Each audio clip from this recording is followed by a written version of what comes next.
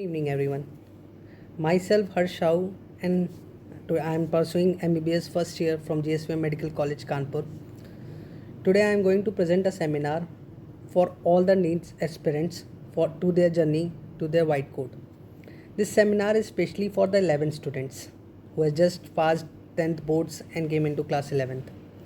Okay, the seminar is being presented by the Sever Radio Group in association with the Teli Samaj Yuva Foundation.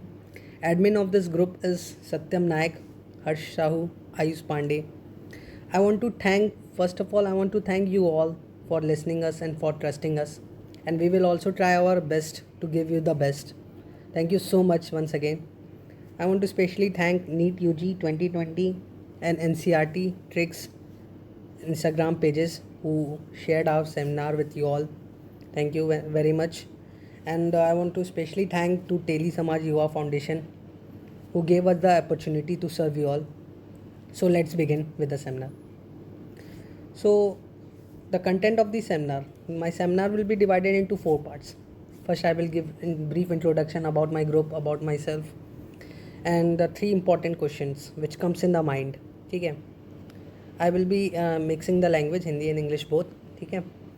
So 3 most important question जो एक class 11th या एक NEET aspirants के दिमाग में आता है वो होता है क्या, व्हाट टू स्टडी, क्या पढ़ें, क्योंकि अभी जस्ट 10th पास किया है, कोई आइडिया नहीं है क्या पढ़ना है, कौन सी बुक्स पढ़ना है, ये क्या पढ़ना है. ठीक है, तो अलग अलग जगह से आइडिया मिलते रहते हैं, ये मोटी बुक वो मोटी बुक. तो I will be telling you what to study, how to manage your time table. ठीक है, क्योंकि 10th तक की जो पढ़ाई थी वो एक अलग पढ़ाई है. ठीक है, अब जो 10th के बाद है it's a professional study. Means कि आप एक प्रोफेशन के लिए पढ़ रहे हो, एक डॉक्टरेट. जैसे कि आपको नीट के लिए पढ़ना, तो ये नॉर्मल पढ़ाई नहीं है. ठीक है, तो इसके लिए आपको कुछ अलग तरीके से अपना टाइम टेबल सेट करना होगा, टाइम ऑफ स्टडी भी बढ़ाना होगा. और I will be telling you what next to do. अब 4th पार्ट है आपका वाई टू स्टडी. ठीक है, मोटिवेशन, ये जो हम लोग यूट्यूब पे देखते रहते हैं. ठीक है, तो we will be also providing you the motivation. But the best thing is being self motivated. आपको सेल्फ मोटिवेटेड रहना है. आज हम मोटिवेट करेंगे, ठीक है, कोई बात नहीं. आज हम मोटिवेट किए, आप सुने, आपको बहुत अच्छा लगा. ठीक है, आपने बोला अब मैं फोड़ दूंगा नीट को. ठीक है, एक दिन तक, बस एक दिन, 2 दिन, 3 दिन तक ये रहेगा, उसके बाद फिर से ख़त्म, फिर से सारा मोटिवेशन डाउन. तो सेल्फ मोटिवेटेड होना इंपॉर्टेंट है. हाँ, एक चीज़ मैं एक तरीका बता सकता हूँ कि आज जो मैं ये मोटिवेशन वाई टू स्टडी वाले पार्ट में बोलूँगा, ठीक है, उससे आप अपने रोज़ रात को सोने से पहले एक बार अपने माइंड में रिवाइज़ करना कि मैंने क्या बोला था. उससे क्या होता है, आपको लगेगा ये मेमोरी आपके मेमोरी में चली जाएगी जो मैंने सारी बात बोली है. ठीक है, और आप फिर से अगले दिन बूस्ट अप एनर्जी के साथ आप फिर से स्टार्ट कर सकते हो. ठीक है, so next introduction. This group is created by Satyam Nayak, मेरा बैचमेट है, to help the NEET aspirants in achieving their goal. It's a type of social work we will do till the end. We will trying to do. Myself, Harsh Sahu, pursuing MBBS from GSVM Medical College, Kanpur. I done my preparation from Gurukul Pathshala, Gorakhpur, schooling from Metropolitan School, Gorakhpur. In 2019, I qualified all the 3 exams, NEET with 617 marks, AIMS and JIPMER with AIR rank 194. In 2018, I cleared ISC boards with the marks physics 99, bio 99, chemistry 92. Actually I am telling this all thing कि I am not boasting myself. ठीक है, मैं आपको ये सब इसलिए बता रहा हूँ क्योंकि आप किसी के बात पे तभी ट्रस्ट करते हो जब आपको पता हो आपके लेवल का हो, मतलब आप उस लेवल का हो.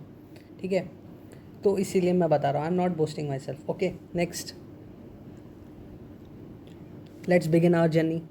ठीक है, नॉर्मल जर्नी तो है नहीं, एक नॉर्मल ह्यूमन बीइंग से एक गॉड की पोजीशन तक के जाने वाला जर्नी है.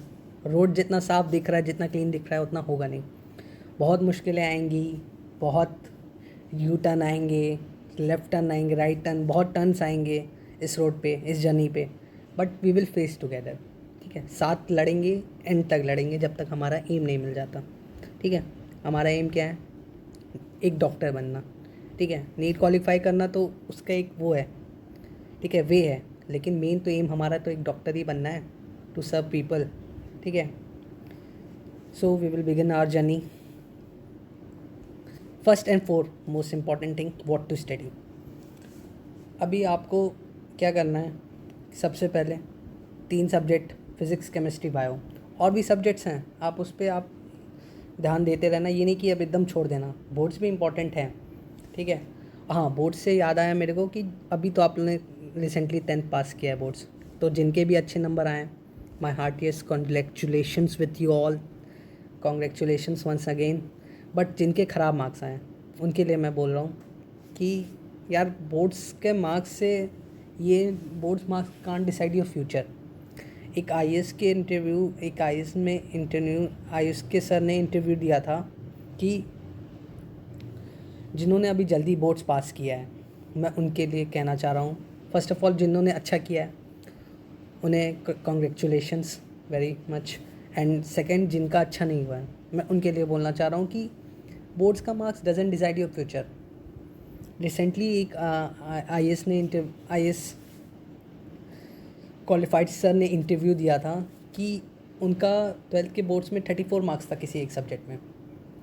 उन्होंने बोला कि अगर उस वक्त वो लो फील करने लगते तो आज वो आईएएस नहीं बन पाते। तो इसलिए मैं बोल रहा हूँ, और for medical I am telling you that your boards marks is nothing more than important, nothing important, it's equivalent to date of birth certificate.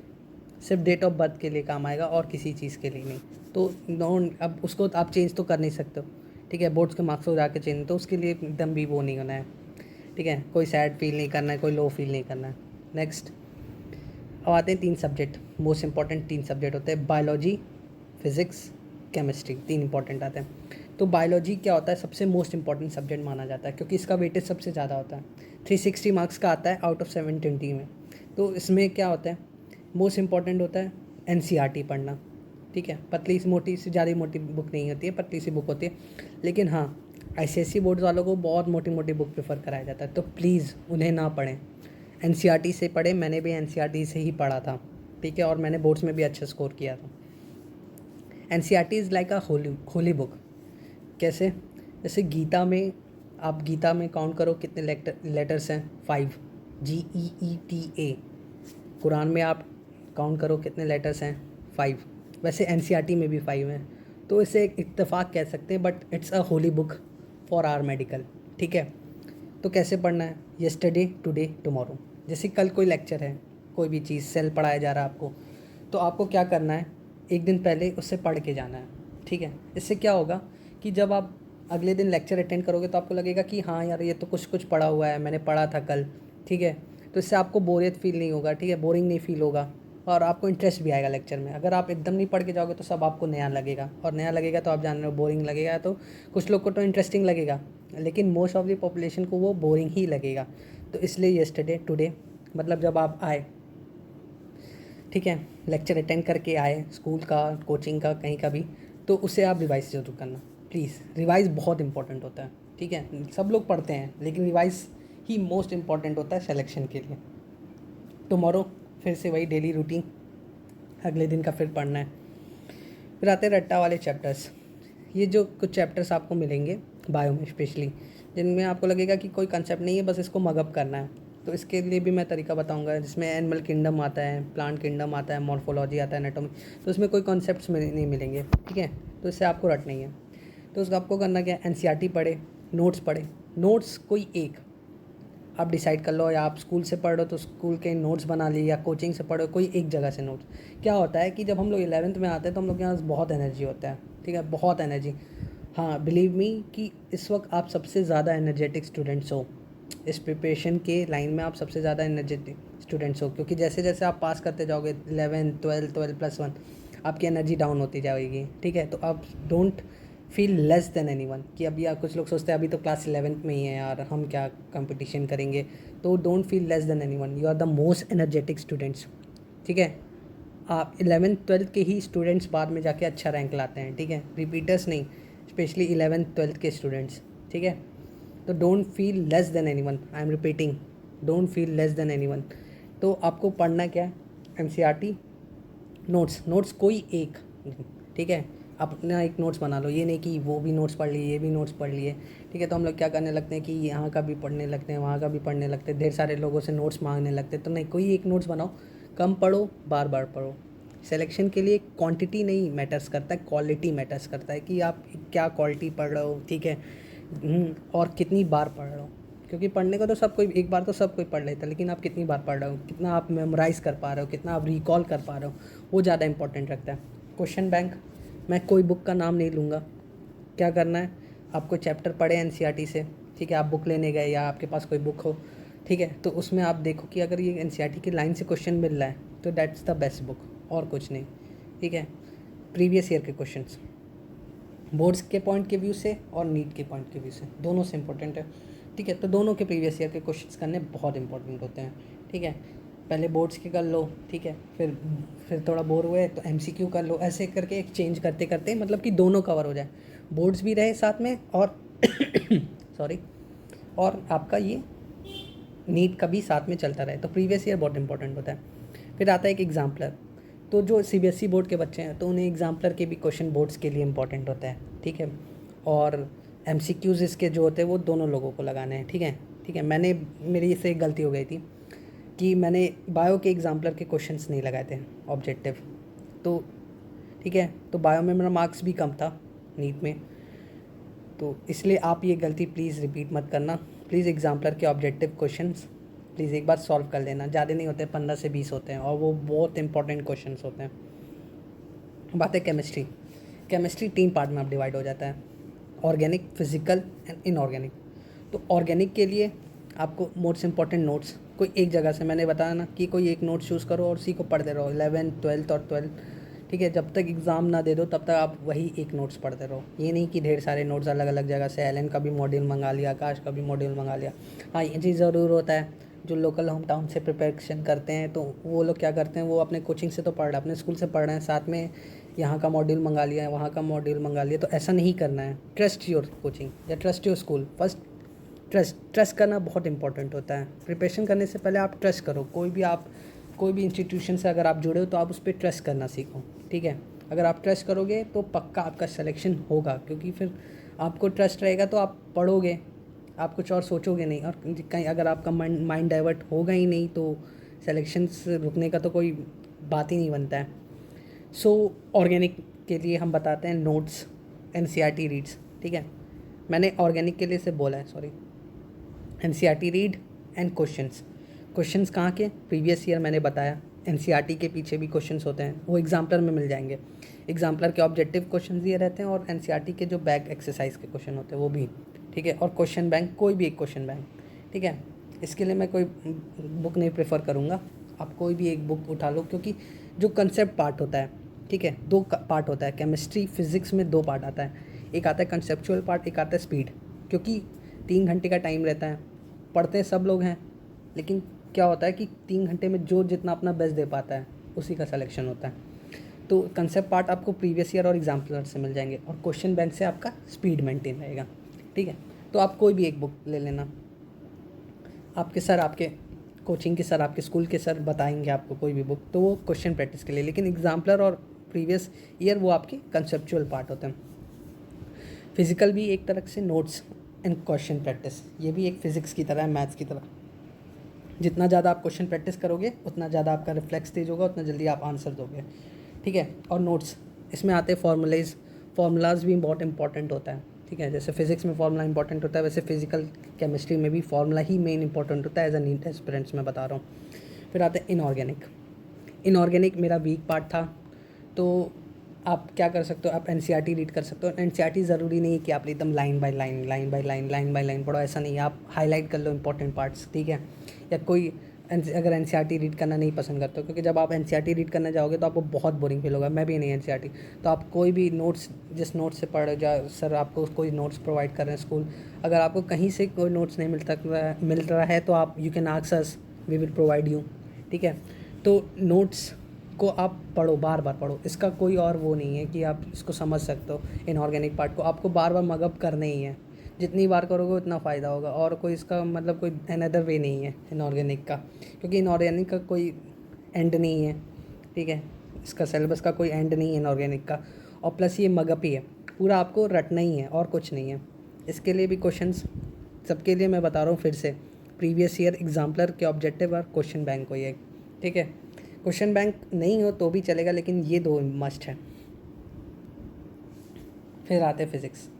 Physics मैंने रेड से इसलिए लिखा है क्योंकि physics as a NEET aspirant बहुत tough subject माना जाता है, ठीक है। लेकिन ये हमारा एक मतलब कि वहम है एक तरह से, ये गलत बात है, ठीक है। ये डर है, इस डर को ही मिटाना है। मेरा फ़िज़िक्स बेस्ट था, मतलब मेरे को फ़िज़िक्स बहुत पसंद था। मैं 170 स्कोर किया था नीट में आउट ऑफ 180, और 99 पॉइंट समथिंग परसेंटाइल था दोनों फिज़िक्स एम्स और जिपमर में।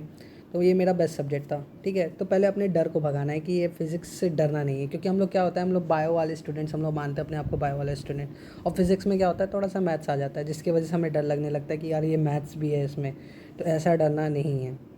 नोट्स देखिए, मैंने एनसीईआरटी नहीं लिखा है इसमें, बहुत बड़ा लिखा है, नहीं एनसीईआरटी नहीं पढ़ना है प्लीज़। फिज़िक्स के लिए एनसीईआरटी नहीं पढ़ाना। क्वेश्चन लगाने हैं एनसीईआरटी के, लेकिन पढ़ने नहीं है उसे। जो थ्योरी पार्ट है उसे नहीं पढ़ना है। नोट्स, कोई एक नोट्स को आप प्रैक्टिस करो। कैसे? जैसे कि आप एक रफ़ कॉपी नोट्स है आपके, ठीक है, नोट्स बना लिए, सर ने बनवा दिए, उसके बाद आप घर पे आके प्रैक्टिस करो जब पढ़ते वक्त उसको लिख के। क्योंकि जब आप लिखते हो ना कोई चीज़, तो आपको बहुत जल्दी याद होता है। तो आप सारे फॉर्मूलेज लिखते रहो कहीं एक रफ़ पेपर वगैरह में आप लिखते रहो, तो उससे आपको मतलब आपके माइंड में वो स्टोर होता जाता है। क्वेश्चन बैंक्स मैंने बताया था, कंसेप्चुअल पार्ट और एक आता स्पीड। तो क्वेश्चन बैंक जो डेली 20 क्वेश्चंस लगाने आपको, ताकि आपका स्पीड मेंटेन रहे। और प्रीवियस ईयर एग्जाम्पलर से आपको क्या मिलेगा, कंसेप्ट मिलेगा। तो स्पीड भी बहुत इंपॉर्टेंट है, क्योंकि मैंने बताया 3 आवर्स ही टाइम लिमिट होता है। उतने टाइम लिमिट में आपको अपना बेस्ट देना पड़ता है। तो ज़रूरी नहीं कि आप पढ़ ले हो, सारा पढ़ लिए हो तो आपका सिलेक्शन हो जाएगा, नहीं। 3 घंटे में पढ़ भी लिए हो और साथ में आपके पास स्पीड भी हो, दोनों चीज़ इंपॉर्टेंट लगता है एक फॉर अ सिलेक्शन। फिर आते हैं हाउ टू स्टडी पार्ट, ठीक है। हाउ टू स्टडी एक सेपरेट रूम, ठीक है। नॉर्मल, ये तो नॉर्मल स्टडी है नहीं, नीट की स्टडी है। तो नीट के लिए पढ़ रहा हूँ तो एक सेपरेट रूम चाहिए, ठीक है। बहुत लोग एफर्ट नहीं कर सकते स्टडी अलग से एक स्टडी रूम। तो आप क्या कर सकते हो, आप ईयरफोन, बहुत लोग हॉस्टल में रहते हैं, तो आप एक ईयरफोन ले लो, ईयरफोन को लगा लो, गाना नहीं सुनो बट लगा लो। इससे क्या होता है कि आसपास के सराउंडिंग्स वाले लोगों को लगेगा कि आप गाना सुन रहे हो, तो आपको डिस्टर्ब नहीं करेंगे, ठीक है। उन्हें लगेगा हाँ ठीक है। तो ये बेस्ट वे है टू अवॉइड द सराउंडिंग्स। एक टाइम टेबल बनाओ, tough, you know about your self the best, आप अपने बारे में बेस्ट जानते हो, ठीक है। तो आपको पता है कि कब आप को पढ़ने का अच्छा मन करता है, कब नहीं करता है। किसी को शाम को मन करता है, किसी को सुबह पढ़ने का मन करता है, किसी को रात को, ठीक है। सबका अलग अलग टाइम होता है। तो आप एक टफ़ टाइम टेबल बनाओ। टफ़ क्यों बोल रहा हूँ, क्योंकि जब भी हम टाइम टेबल बनाते हैं अगर हम 10 से 11 घंटे बनाते हैं, तो हम लोग क्या करते हैं कि स्किप करने लगते हैं कि यार छोड़ो, रहने दो, बाद में पढ़ेंगे, अरे ये चलो अभी बाद में पढ़ते हैं, आके पढ़ते हैं। तो अगर आप उसको स्किप भी करते हो तो आप ज़्यादा से ज़्यादा कितना स्किप करोगे, 5-6 घंटा, 6 घंटा। अगर 4 घंटा 4 to 5 आवर्स भी अगर आप पढ़ते हो स्किप करने के बाद, तो समझ लो you are studying more than enough, ठीक है। 4 to 5 आवर्स भी सफिशिएंट है, लेकिन आपको पहले टफ टाइम टेबल बनाना पड़ेगा, ताकि आप स्किप करते करते, ठीक है, 4 to 5 आवर्स आओ। फिर अगले दिन आप फिर 5 to 6 हो जाओगे, 7 to 8 हो जाओगे, ऐसे ऐसे करके आप इंक्रीज़ होते जाएगा, ठीक है। लेकिन आपको टाइम टेबल टफ बनाना है। अगर आप 4 to 5 आवर्स भी नहीं पढ़ते हो, तो आप ये मान के चलो कि that's NEET is not for you, ठीक है। तो अब आप अपने ड्रीम पे आप मतलब फोकस नहीं हो, तो आपने ऐसे ही ड्रीम चूज़ कर लिया है किसी के फोर्स में आके, तो ऐसा नहीं है। तो 4 to 5 hours is a minimum study, equal time to each subject.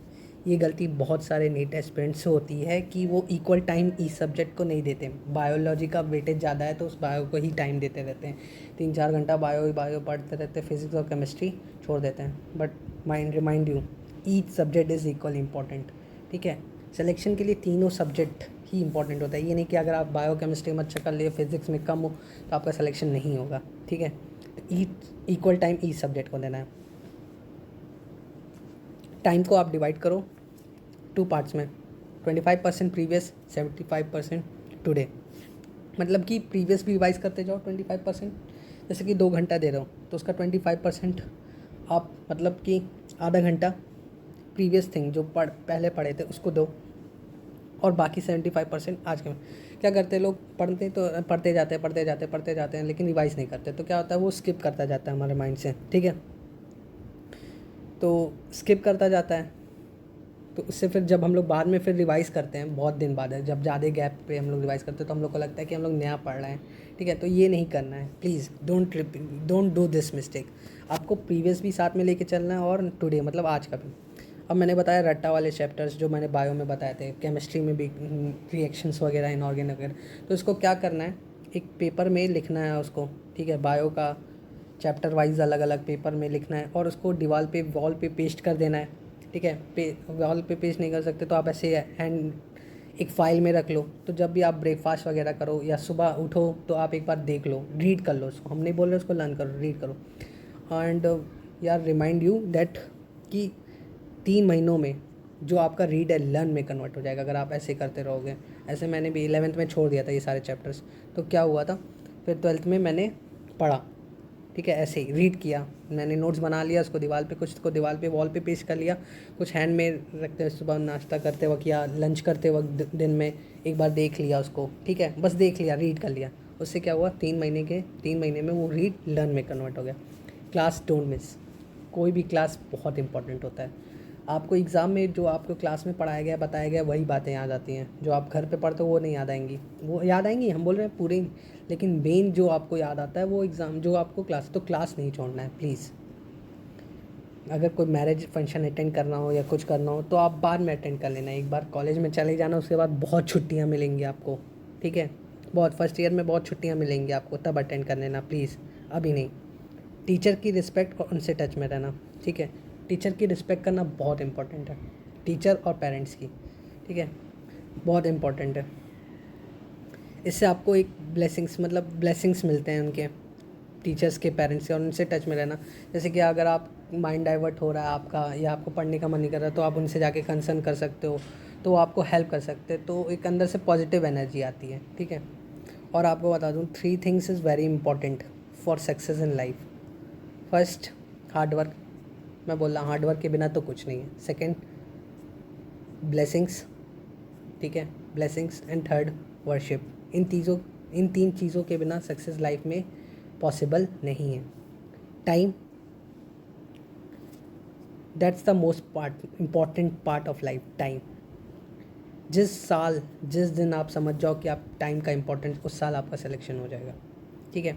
11th में 12th में मैं भी मतलब टाइम का वैल्यू नहीं समझता। मेरे सर बोले थे कि साउ जिस दिन तुम टाइम का इंपॉर्टेंस समझ जाओगे उस साल तुम्हारा सिलेक्शन हो जाएगा। तो 11th 12th में हम उतना टाइम को उतना वैल्यू नहीं करते थे, लेकिन 12th के बाद से मैंने एक एक मिनट का, एक एक घंटे का मैं वो करने लगा, नोट करने लगा कि मैं 1 घंटा क्या पढ़ाई करूँगा, क्या करूँगा, ये करूँगा, ठीक है। तो एक एक घंटे का अगर जिस दिन आप वो एक एक मिनट का अगर आप हिसाब करने लगे, उस साल आपका सिलेक्शन हो जाएगा। तो मैं ऐसे ही करके अपना फ्री टाइम को डिक्रीज़ करता था, स्टडी टाइम को बढ़ाता था। मैं कैसे करता था कि मेरा टाइम ज़्यादा वेस्ट ना हो, ठीक है। इसलिए मैं कोई भी मतलब कि फालतू का, मतलब कि वो जो फ्रेंड जोन का वो पार्टी वगैरह होता है वो अटेंड नहीं किया मैंने 12th के बाद से 1 साल तक, जिससे मेरा टाइम कम वेस्ट हो। तो ऐसे आपको भी टाइम को आपको प्रिजर्व करना है, क्योंकि टाइम तो वापस आएगा नहीं, ठीक है। जो टाइम चला गया सो चला गया, तो इसीलिए तो आपको टाइम वेस्ट बिल्कुल नहीं करना है और टाइम की वैल्यू समझनी है। हमारे मोस्ट इम्पॉर्टेंट पार्ट पे, वाई टू स्टडी या मोटिवेशन कह सकते हैं। तो सबसे पहले तो आंसर तो आपको इस पीपीटी में ही मिल गया कि हमें क्यों पढ़ना है, फॉर दिस स्टेथोस्कोप, ठीक है। ताकि ये जो स्टेथोस्कोप वहाँ है कल हमारे पास हो, कल हमारे अराउंड नेक के अराउंड हो, ठीक है, इसलिए पढ़ना है।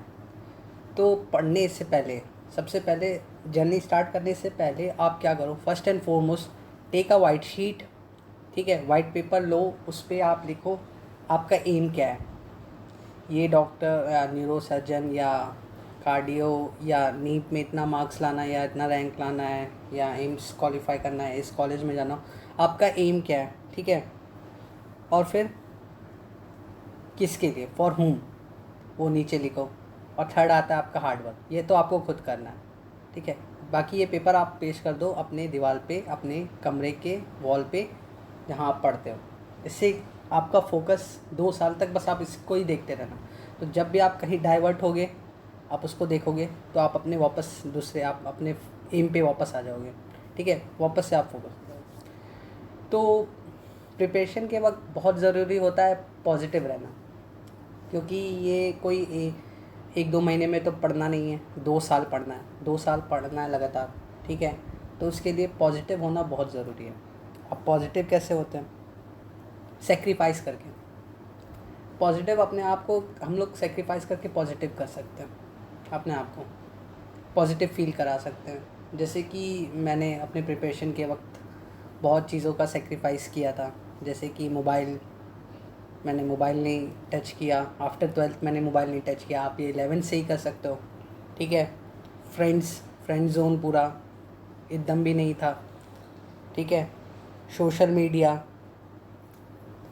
Marriage functions, festivals, Holi, Diwali, ठीक है। मैं ये नहीं था कि होली नहीं मना के बहुत वो होता था कि चलो होली नहीं मनाया तो पढ़ लिया बहुत ज़्यादा, ऐसा नहीं था। लेकिन अंदर से मेरे को एक पॉजिटिव एनर्जी आती थी कि यार मैंने अपना होली सेक्रीफाइस किया है। क्यों किया है? ताकि अगले साल वो होली मैं कॉलेज में मना सकूं, ठीक है। इसलिए मैंने सेक्रीफाइस किया। दिवाली ठीक है, एक दिन की दिवाली अच्छी होती है, ठीक है। जिस दिन पूजा होती है उस दिन आप करो, लेकिन ये नहीं कि आप एक दिन पहले भी छोटी दिवाली मनाने लगो और भी कुछ मनाने लगो। तो ऐसा नहीं है, 3 दिन की दिवाली नहीं, एक दिन आप कर सकते हो, ठीक है। आप ईद ठीक है, ईद भी मनाओ आप, कोई दिक्कत नहीं है, ठीक है। लेकिन ये है कि ईद वाले दिन ही ईद नहीं, ये नहीं कि उसके एक हफ़्ता पहले से ईद की तैयारी चल रही है, ऐसा कुछ नहीं है, ठीक है। हम लोग ईद मनाएंगे, ठीक है, सेवइयाँ साथ मिल के खाएंगे। कब? मेडिकल कॉलेज में, ठीक है। और भी जितनी फेस्टिवल्स हैं सबके लिए मैं बोल रहा हूँ, ठीक है। मैं अब आप सोचेंगे कि फॉर होम, तो अपने पेरेंट्स के लिए, ठीक है, स्पेशली अपने मॉम के लिए। बहुत लोग होते हैं जो अपने मॉम से कनेक्टेड होते हैं, ठीक है। तो उनके लिए आपको ये सेक्रीफाइस करना है, ठीक है। उनके लिए आपको पढ़ना है, क्योंकि in this fake world they are only the ones, your parents, ठीक है, and your teachers are only the ones who truly loves you, और कोई नहीं, बाकी सब फेक है, ठीक है। तो उनके लिए आपको पढ़ना है, उनकी स्माइल के लिए पढ़ना है, ठीक है। जब आपका सिलेक्शन हो जाएगा, मैं अपना पर्सनल एक्सपीरियंस बता रहा हूँ, जब आपका सिलेक्शन हो जाएगा तो जब वो कहीं पे भी जाएंगे तो उन्हें आपके नाम से बुलाया जाएगा कि ये फ़लाने इनका बेटे का एडमिशन हो गया, इनकी बेटी का एडमिशन हो गया, ठीक है, इनका न्यूज़पेपर में नाम निकला था, तो वगैरह वगैरह होगा, ठीक है। न्यूज़पेपर जब भी वो कहीं बाहर जाएंगे तो उन्हें आपके नाम से जाना जाएगा, तो उन्हें बहुत खुशी होगी। उन्हें बोला जाएगा कि अरे इनका बेटा है, ये इसकी मम्मी है, ठीक है, इसके पापा हैं या इसका भाई है, ठीक है।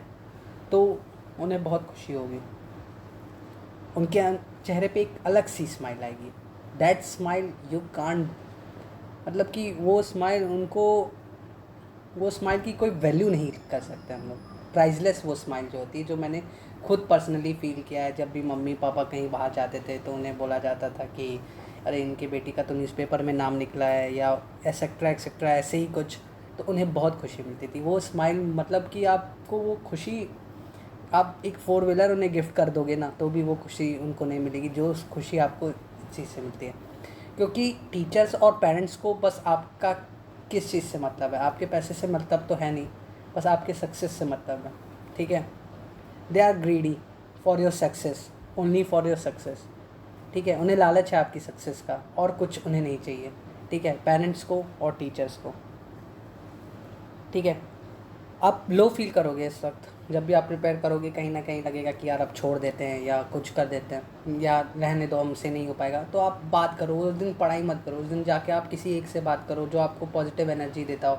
अपने मॉम से बात करो, अपने सिस्टर से, ब्रदर से, फ्रेंड से, जो आपको पॉजिटिव एनर्जी है। ये नहीं कि किसी से भी बात कर ले, कोई एक बंदा चूज़ करो और फिर आप उससे जाके बात करो, आप शेयर करो कि यार पढ़ने का मन नहीं कर रहा वगैरह।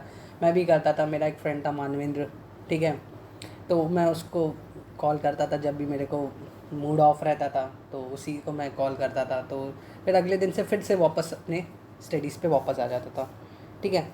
नेवर गिव अप, कभी गिव अप मत करना, ठीक है। क्यों? क्योंकि अ पर्सन, कहीं मैंने पढ़ा था कि a person who try may fail, ठीक है। A person who try may fail but a person who never try will never succeed, ठीक है। अगर आप ट्राई करते हो तो आप फेल होगे, ठीक है, फेल होना ही आपका लाइफ का लेसन है। लेकिन अगर आप गिव अप कर दोगे तो आप कभी सक्सीड नहीं हो सकते, कभी भी नहीं, ठीक है। भगवान पे ट्रस्ट भी रखना चाहिए, ठीक है, इनसे भी हमें बहुत पॉजिटिव एनर्जी मिलती है, ठीक है।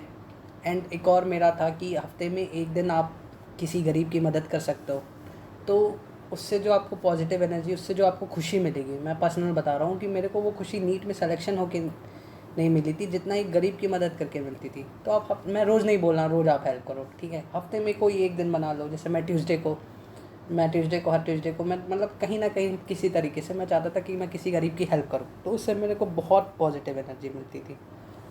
और नेक्स्ट, ठीक है, इस पे बाद में आते हैं। और आप लोग सब लोग इनको जान ही रहे होंगे, doctor APJ Abdul Kalam sir, ठीक है, is a missile man of India. इन्होंने ही खुद कहा था, if you want to shine like a sun, first burn like a सन।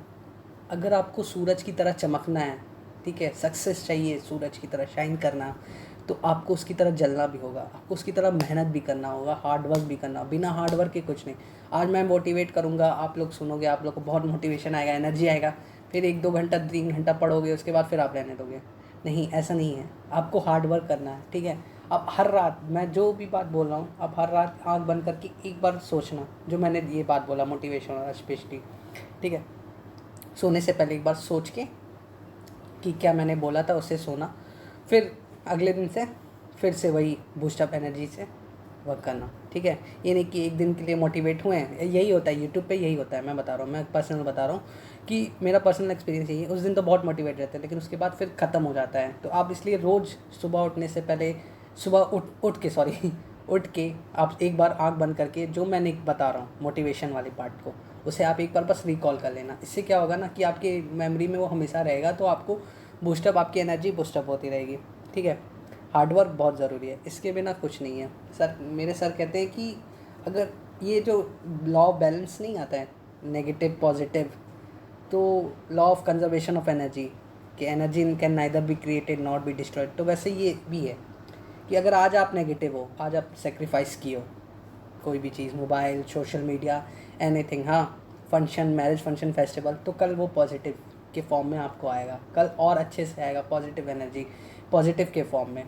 कि आप कॉलेज में फेस्टिवल सेलिब्रेट करोगे, जैसे हम लोग करते हैं, होली कॉलेज में करते हैं, ठीक है, तो ऐसे आपको भी आएगा। एक दिन मतलब इतना आप हार्ड स्टडी करो ताकि एक दिन आप कह सको अपने पेशेंट से, या जस्ट इमेजिन कि trust me I am your doctor, ठीक है, ये वाली फील आनी चाहिए।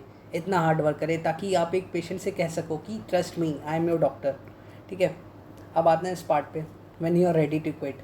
एक टाइम आएगा, जैसे ही आप 12th पास करोगे या 11th की, छोड़ो, रहने दो, मेरे को नहीं पढ़ना यार, मेरे से नहीं हो सकता, मेरे लिए तो नीड बना ही नहीं है, तो बस यही सोचना, when you are ready to quit, just remember how good you will look in that white coat.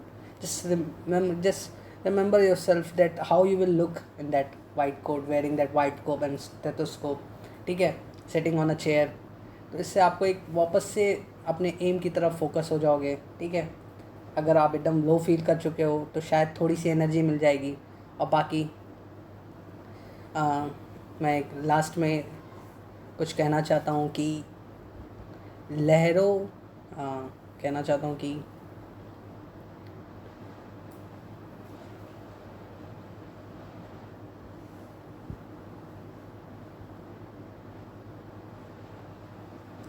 लहरें डुबा नहीं सकती, ठोकरें गिरा नहीं सकती, अगर दिल में जीतने की जज्बा हो तो कोई भी परिस्थितियाँ हरा नहीं सकती, ठीक है।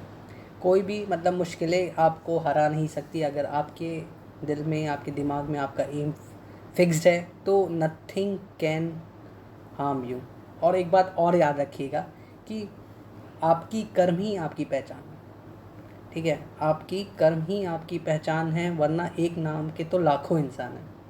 जैसे कि हर्ष, सत्यम, आयुष नाम से बहुत ढेर सारे लोग होंगे, लेकिन सब लोग GSP मेडिकल कॉलेज में नहीं है, ठीक है, सब लोग वो नहीं कर रहे हैं, ठीक है, कुछ अच्छे भी कर रहे हैं, कुछ और बड़ा कर रहे हैं, ठीक है, लेकिन आपकी कर्म ही आपकी पहचान है, ठीक है। कर्मा इज़ मेन थिंग, ये बहुत इम्पॉर्टेंट होता है। अगर कर्म है तो ही का है फिर फा, कर्मा इज़ वेरी इंपॉर्टेंट। अगर आप कर्म करोगे तो आपको फल मिलेगा। Thank you. अगर आपको कोई भी डाउट हो, ठीक है, कभी भी किसी चीज़ में भी डाउट हो तो आप टेलीग्राम पे हमें ज्वाइन कर सकते हो, सेवियर रेडियो ग्रुप नाम से, ठीक है। और we are always ready to help you. Thank you so much.